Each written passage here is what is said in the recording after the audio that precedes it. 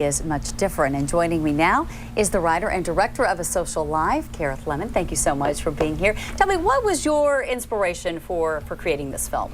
You know, I've worked in media for over 15 years. I started out at Viacom and worked for the Oprah Winfrey Network, and it really came to a head where I was just feeling this weight of needing to promote myself as a woman in the industry online and show everybody what I was doing. And it was sort of weighing on me that, you know, the life I was living out in real life was what I was posting to spark a conversation around that. So I would totally agree. This is all about image, right? And what we put out there. And social media has become so important in branding oneself.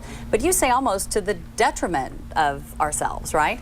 I think that there's definitely a detriment that exists there. It's a slippery slope, but it can also be a very positive thing. Posting them online than you're actually experiencing them in the present. Yeah, you know, when I watched the trailer that was sent to me, what I found really interesting is that you have this young woman, very pretty.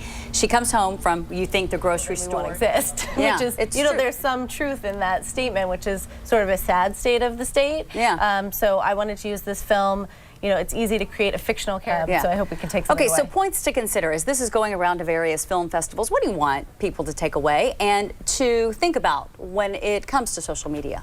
Yeah, for me, it's about finding that balance. Living with a device in their hands since the very early ages. We're working with the National Association for Media Literacy and Education. We've prepared a school guide that teachers can then use this in the classroom to discuss our relationship with social media so that we can all find healthy boundaries. Yeah, because I think it's really important when you talk about especially young women, you know, you look at these images and I think, you know, even for myself, I compare and say, oh, you know, there's no way I can look like that or, you know, whatever. And I think that that could be really dangerous, especially to young adolescents. Yeah, for as much as social media opens up a wide platform for us to connect with other people, it sort of quantifies that at the same time. So it's very easy to compare yourself.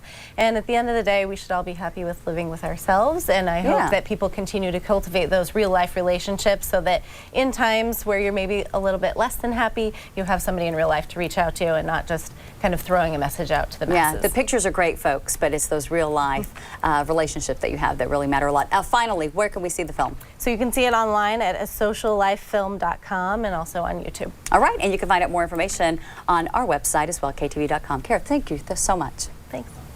Well, a national-wide epidemic of heroin use